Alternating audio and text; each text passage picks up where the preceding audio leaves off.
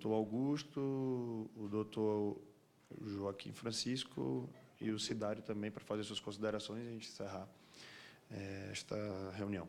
Então, doutor Rafael, para fazer suas considerações. Obrigado. Eu vou tentar ser bem objetivo com relação a uma série de perguntas que foram feitas por vários participantes que falaram após a nossa intervenção. Primeiro, com relação ao que o doutor Sérgio perguntou, a fiscalização, é possível fiscalizar a utilização desses recursos? Eu entendo que sim, é possível, e já existe um exemplo concreto de sucesso, que é no Maranhão, onde a rede de controle, que reúne todos os órgãos de controle estaduais e federais, está atuando em cima. O senhor, que é do Maranhão, o senhor Joaquim, é testemunha e pode falar com mais autoridade sobre esse exemplo prático do Maranhão. No entanto, como eu vi que o senhor é de Alagoas, trouxe a sua experiência também de lá, em Alagoas a gente vai ter alguma dificuldade, porque esse engajamento não é tão coeso por causa da ausência de um órgão de controle tão importante como o Tribunal de Contas do Estado. O Tribunal de Contas do Estado de Alagoas tem andado, na minha opinião, e com todas as vênias, pessimamente mal em relação a essa questão. Primeiro porque ele ousou até decidir de forma contrária ao que decidiu o Tribunal de Contas da União e ao STF posteriormente. Embora tenham falado que é vinculado à educação, como eu disse, o nosso Tribunal de Contas lá estadual, infelizmente, decidiu que poderiam utilizar livremente. Cheguei a comentar com o deputado e falo isso normalmente, abertamente, sem problemas, aproveitando que tem vários gestores aqui, não sigam a decisão do Tribunal de Contas de Alagoas. O que o Tribunal de Contas de Alagoas está fazendo, caso vocês sigam essa decisão, vocês vão correr um sério risco de responderem por crime e por improbidade administrativa, tendo em vista que estão descumprindo decisões do TCU e do STF.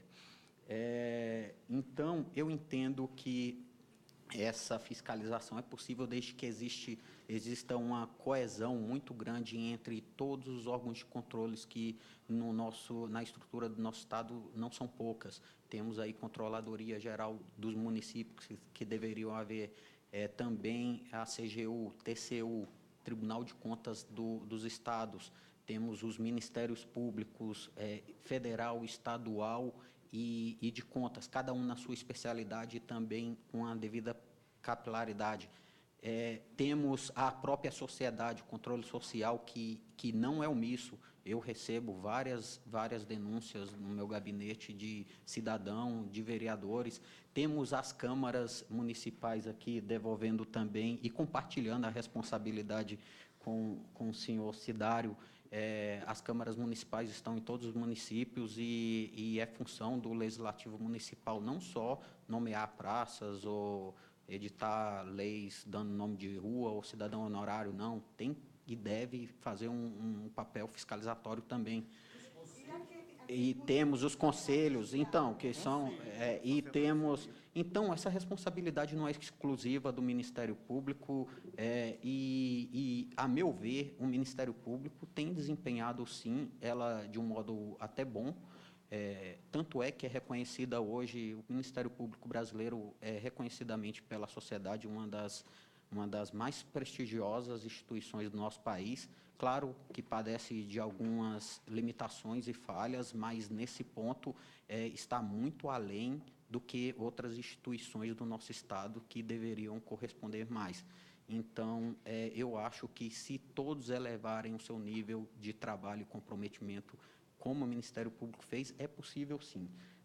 Com relação à pergunta se houvesse sido feita essa transferência à época, essa é uma situação que não dá nem para a gente discutir aqui, porque é uma situação hipotética que não se configura ao nosso caso concreto, que é muito complexo, senão a gente nem estaria estabelecendo litígio e nem tendo essa audiência pública. Mas eu poderia colocar algumas questões complementares que poderiam até infirmar essa sua pergunta.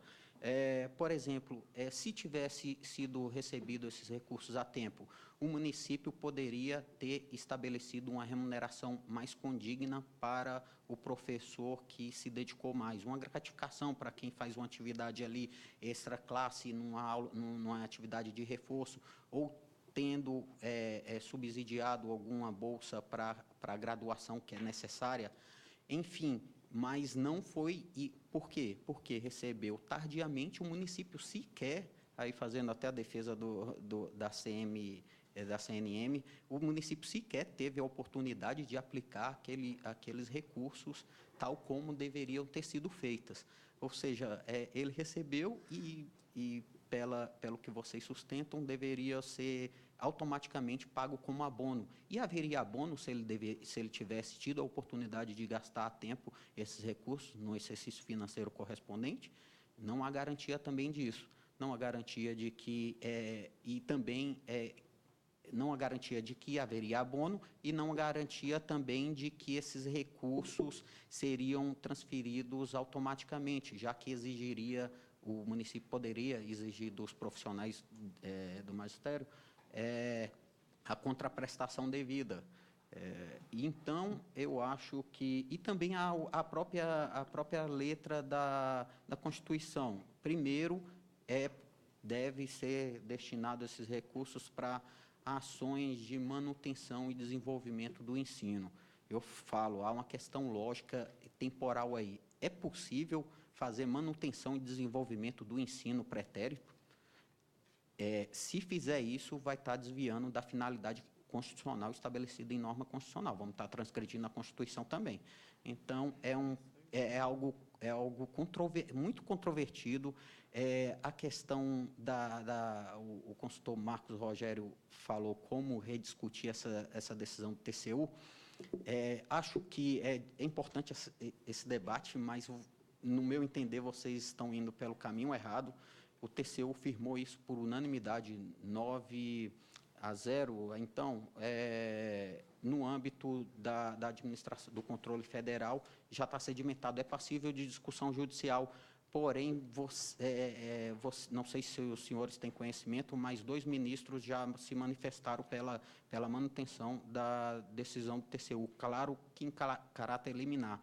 Essa decisão foi questionada em 2 oportunidades e a ministra Carmen Lúcia, em uma, manteve a rigidez da decisão do TCU, e outra, o ministro Barroso também manteve essa decisão. Então, existe, claro, o livre acesso ao judiciário, mas parece que esse caminho está se exaurindo e os gestores, como eu ressalto, a autoridade da decisão do Tribunal de Contas da União, devem cumprir estritamente o que está ali, sob pena de ser responsabilizado aí na instância federal. Enfim, temos vários desafios, a questão não é simples como parece ser, e isso exige um raciocínio, uma construção que fuja até como eu falei, não há previsão, uma regra clara, uma regra jurídica clara. Isso vai ser de uma construção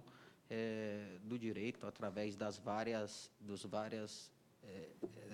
técnicas hermenêuticas, enfim, que a gente vai ter que chegar à melhor finalidade da Constituição. Então, espero ter respondido. Tem o dos advogados também.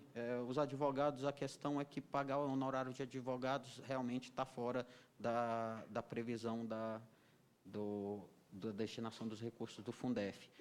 E essas ações deveriam ter sido ajuizadas por procuradorias municipais. A gente, em Alagoas, conseguiu isso no nosso Tribunal de Contas, a edição de uma instrução normativa obrigando os municípios a instituírem procuradorias próprias.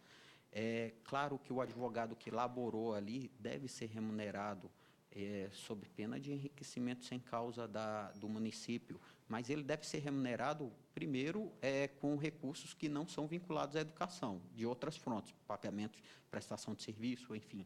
Segundo, porque eles devem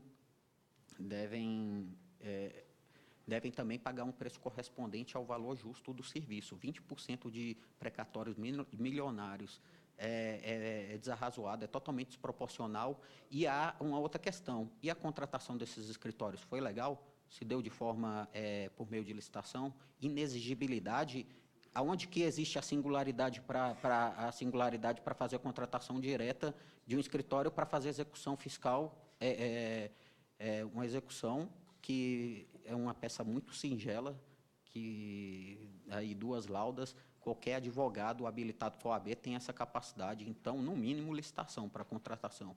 Contratações nulas, às vezes criminosas, também não pode dar aso a legitimar pagamento de honorários, legitimar o produto de um crime. Então, a gente não concorda com essa possibilidade. Enfim, foram várias aqui, mas o assunto é complexo, como falei, não é muito difícil esgotar aqui, mas obrigado mais uma vez, espero ter colaborado aí, deputado. Se puder, que eu estou aqui na audiência, no jornalismo. Gostaria de agradecer ao doutor Rafael Alcântara também pelo